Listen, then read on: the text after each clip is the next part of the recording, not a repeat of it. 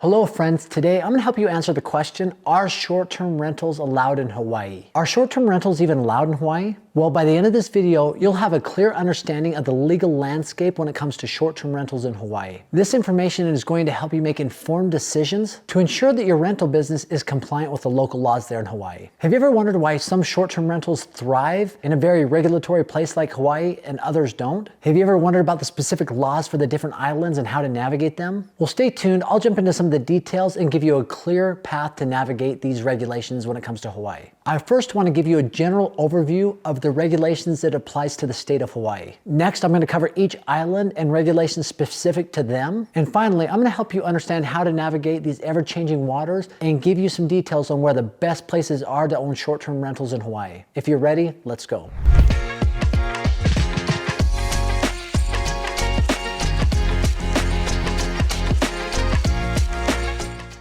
So Hawaii might be one of the most complex states when it comes to short-term rentals and short-term rental law and regulations. And as you go through the regulations, there seems to be a fine line that determine legal short-term rentals and ones that fall under illegal short-term rentals. And let's be honest, there's definitely a demand for short-term rentals. There's people constantly, continually visiting Hawaii. Matter of fact, tourism numbers have been up recently the last few years. And there's many property owners that want to take advantage of this and maximize the profit on their properties by allowing people to stay at their short-term rentals. However, navigating all this and understanding those rules and regulations that are ever changing can make a person's head spin. And as with most places, the zoning is what's paramount to help you understand what is legal and what is illegal. You know, for example, if you think of Hawaii, there's a lot of destinations, there's a lot of complexes that have condos or townhomes or apartments, and a lot of these might allow short-term rentals, but then again, you look at a neighborhood just next to it, it's local housing and it's strictly forbidden. And zoning laws are trying to maintain all this. They're trying to maintain the beauty of Hawaii, but also allow for people that take families or multiple families to stay in a place where they can spread out and enjoy the island and all that it has to offer. But it's a very complex juggling act to be able to maintain those two things.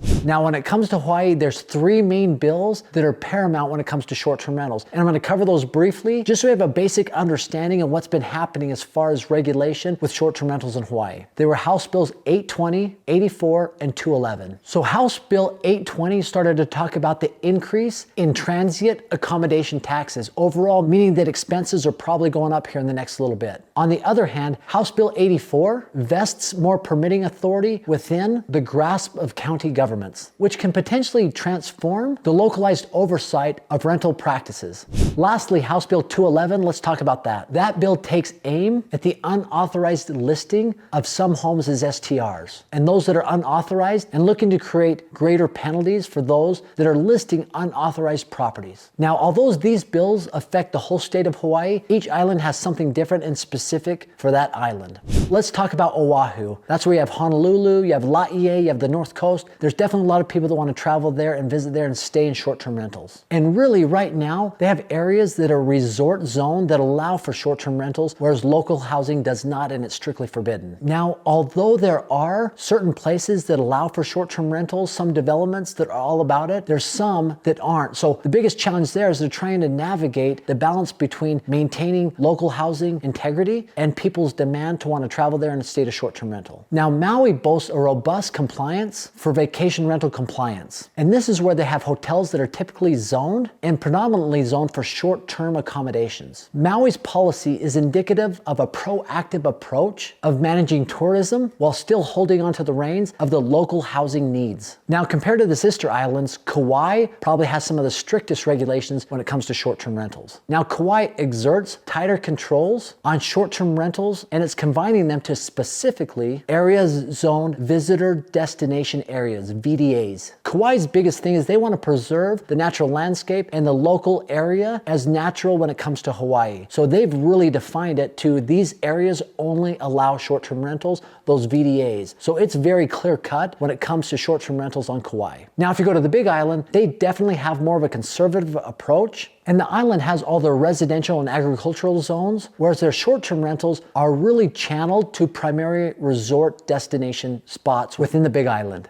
Now, the Big Island's one that I'm a little bit more familiar with. I've actually put offers on properties there on the Big Island. And I'm on an email list, and anytime I see a property, I'm always interested in it to see what it's going for, what the price is, but also seeing if it's been grandfathered in, which is something I'll talk about here shortly. Because of the ever-changing rules and regulations, some of the properties might be newer to short-term rentals, or they might be in a resort area that have traditionally been short-term rentals, but that could change with the landscape depending on what happens with overall regulation on each island, as well as Hawaii as a whole. So how do you navigate these complex rules when it comes to short-term rentals to Hawaii? The first thing I would do is I make sure that I had a good attorney or a good realtor that would help me out here. Any realtor worth their weight in gold on Hawaii is going to understand which areas allow for short-term rentals and which ones don't, and which areas could be problematic in the future. And I would also look for properties that are grandfathered in. Well, what does that mean? It means that this property has been a short-term rental, and even though things might have changed around it, it has a clause where it's been grandfathered in, meaning that it hangs on to the policy and its regulation as a short-term rental through a long period of time. Essentially, my understanding is through existence. As I looked on the Big Island on Kona, I definitely saw some properties that were grandfathered in that were homes in areas that maybe they weren't delineated as short-term rentals or resort areas, but it was a home that was grandfathered into it. So that's another thing that I think would be important when you look to navigate this complex web of regulations in Hawaii.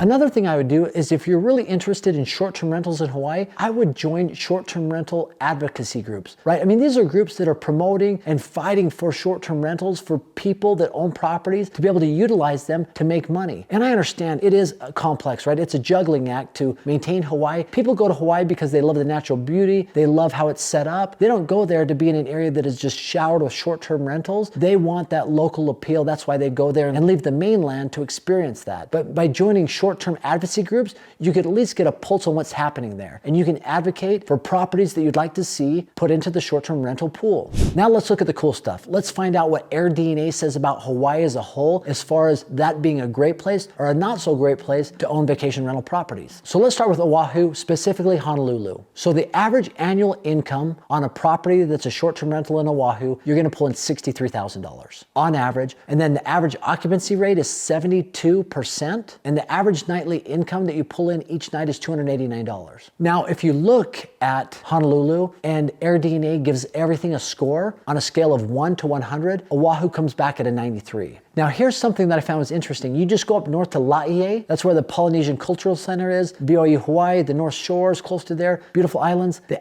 average income pulled in every year on a short-term rental in Laie is $153,000. Occupancy rate is 66%, and the average nightly rate is $784 a night to stay in a short-term rental in Hawaii. And those are typically, my guesses, in Honolulu, you're in apartments or you're in condos, whereas in Laie, you're in homes and paying a lot more for that, ones that are maybe grandfathered in. And the score comes back on Laie at 97, an AI score from 1 to 100. So that's pretty good. Now let's talk about Maui. The average annual income that you can expect to pull in on a short-term rental in Maui is $86,000, with an average occupancy rate of 72% and an average nightly rate of $428. Now, because Maui has a lot of different towns from Lahaina to some of the places down south, you're going to see a variety of ranges on scores, but overall, most of those places that I looked at range from 92 to 98. So once again, another great place to own a vacation rental property if you can get your hands on one. Now let's talk about Kona. The average income each year is $75,000. Average occupancy rate is 67% with the average nightly rate of $388 a night. And it comes in at an overall score of 98, another good one. And the Big Island's very similar. Now, what does all of this mean? I think one of the reasons Hawaii has such high scores when it comes to AirDNA is because there isn't that many short-term rentals to stay at. And you have a vast difference between condos or apartments versus homes that might be on more sparsely populated areas than the big cities. And because of that, because of the regulation, it creates a higher demand. So people who have short-term rentals are usually seeing maybe a higher income or higher nightly rate, which raises the overall AI score when it comes to AirDNA. But buying a property, especially one that's getting almost $900 a night, is going to be pretty expensive. So there are challenges. So these are things that I've seen with Hawaii when it comes to rules and regulations and being able to have a short-term rental there. I'd be interested in your feedback. If you live in Hawaii or if you have a short-term rental in Hawaii, please comment. Let me know your experience. Let's engage in a dialogue. And as always, just for stopping by and watching the video, I got a free gift for you. It's a short-term rental calculator. You put in all of the income, all the expenses, and it spits out to you whether it's a good deal or not. And you can get that just by clicking on this link below, aaronsfreetraining.com. beachfront.com, 100% free, no strings attached. And as always, thanks for stopping by. Have a great day.